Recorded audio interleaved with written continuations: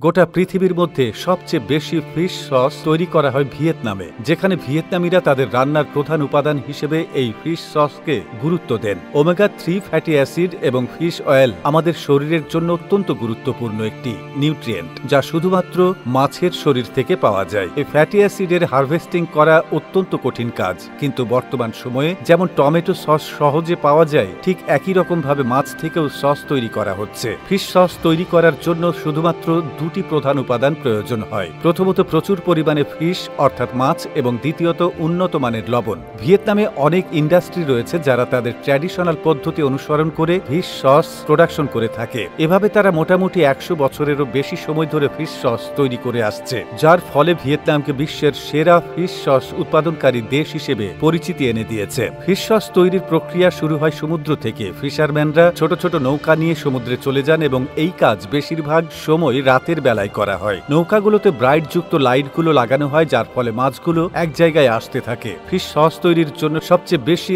এনসোফিশ মাছের প্রয়োজন হয়। মাছ হারভেস্ট করার সাথে সাথেই নৌকার মধ্যে লবণ দিয়ে প্রিজার্ভ করে রাখা হয়। মাছ ধরার পর সেগুলোকে সকালবেলায় নিয়ে আসা হয় এবং লবণ দেওয়ার ফলে মাছগুলো একেবারে শুকিয়েছে। এতে কোনো রকম জল থাকে না। বিশাল গাছের ব্যারেলগুলোতে মাছ ভর্তি করে লবণ মিশিয়ে লং টাইম ফার্মেন্টেশন করা হয়। প্রতিটি ব্যারেল 13 টন পর্যন্ত মাছ ধারণ করতে পারে। ব্যারেলের নিচের পাইপ দিয়ে জল বাইরে বেরিয়ে আসে, যা লবণের ডেনসিটি পরীক্ষা করে দেখার জন্য ব্যবহার করা হয়। যদি লবণের ডেনসিটি কম থাকে তাহলে ব্যারেলের মধ্যে আরো বেশি লবণ দিয়ে ব্যালেন্স মেইনটেনেন্স করা হয়। এই ব্যালেন্স মেইনটেনেন্সের ফলে সসের কালার গাঢ় হয় এবং লবণাক্ত ভাব কমে যায়। 6 থেকে 7 মাস পার হওয়ার পর লবণাক্ত ভাব কেটে যায় এবং লিকুইড গাঢ় হতে থাকে। 1.5 থেকে 2 বছর ফার্মেন্টেশন শেষে সস একেবারে মিষ্টি হয়ে যায় এবং এতে হাই প্রোটিন পাওয়া যায়, যা অন্য কোনো প্রোডাক্টে পাওয়া যায় না। এর ফলে ভিয়েতনামের ফিশ সস মার্কেটে বেশ বেশি দামে বিক্রি হয়। ভিয়েতনামের ফিশ সস বিশ্বের অন্যতম মূল্যবান এবং উচ্চমানের ফিশ সস হিসেবে স্বীকৃত। যদি আপনি কোনোদিন ভিয়েতনাম যাবার সুযোগ পান তাহলে দেখবেন সেখানে বিশ্বের সবচেয়ে বৈচিত্র্যময় খাবার পাওয়া যায়। ভিয়েতনাম ছাড়াও থাইল্যান্ড এবং চায়নাতে